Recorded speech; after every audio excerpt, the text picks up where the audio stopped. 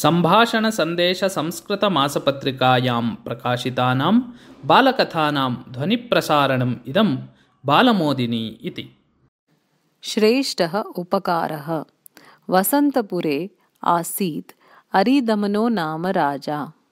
तस्य 5 पत्न्यः। तासु चतुस्रुषु राज्ञः विशेषादरः। पञ्चम्यां तस्य अनादरः, यतः सा निर्धनकुले जाता। कदाचित् सः प्रासादे वातायनपार्श्वे उपविश्य ताभिः सह सरससम्भाषणे मग्नः आसीत्। तदवसरे सडिण्डीमघोषं वधस्थानं प्रति नीयमानः कश्चन चोरः दृष्टः।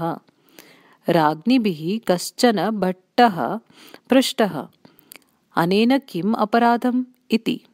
तदा भट्टः अवदत्, निन्द्यं चौर्यकार्यं कृतम् अनेन इति।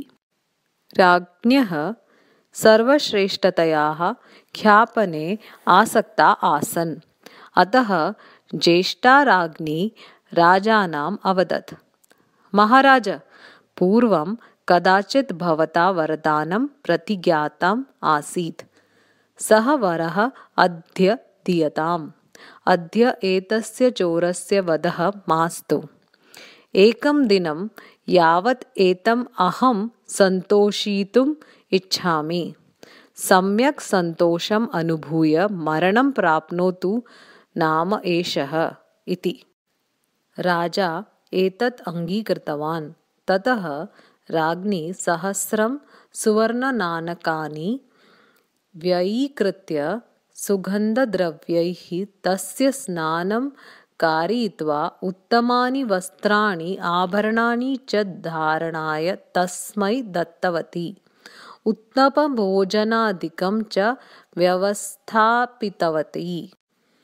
द्वितीये दिने अन्या राज्ञी राज्ञः अनुज्ञां प्राप्य 10,000 सुवर्णनाणकव्येन तस्य मनोविनोदाय विविधव्यवस्थां कृतवती।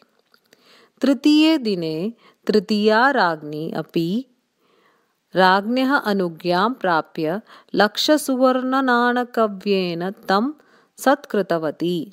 चतुर्थे दिने चतुर्थी राज्ञी कोटिमितेन सुवर्णनाणकव्येन तं तर्पयितुम् अनेकविधां व्यवस्थां कृतवती। पञ्चमं दिनम् उपस्थितम्। तदा पञ्चमी राज्ञी राजानम् अवदत्, स्वामिन, मयि भवदीया कृपा अधिका नास्ति, यतः अद्यावधि मया किमपि न याचितम्। अद्य किञ्चित् याचितुम् इच्छामि। कृपया अयं चोरः अभयदानेन अनुग्रहणीयः भवता। एषः भयात् मुक्तः भवतु इति मम अभ्यर्थना इति। राजा तस्याः प्रार्थनां पुरस्कृतवान्। चोरः बन्धनात् मुक्तः जातः। पञ्चमी राज्ञी तं स्वस्य प्रासादं नीत्वा सामान्यं भोजनं दत्त्वा अवदत्, भोः, चौर्यं निन्द्यं कर्म, तत् परित्यजताम्, उत्तमः मार्गः आश्रयिताम् इति। चोरः तां भक्त्या प्रणम्य चौर्यत्यागं प्रतिज्ञाय ततः निर्गतः। अनन्तरदिने राज्ञीनां मध्ये चर्चा आरब्धा। एकैका अपि अवदत्, मया चोरस्य विषये या कृपा दर्शिता सा एव श्रेष्ठा इति। राजा तं चोरम् एव आहूय अपृच्छत्, कस्याः व्यवहारः श्रेष्ठः इति।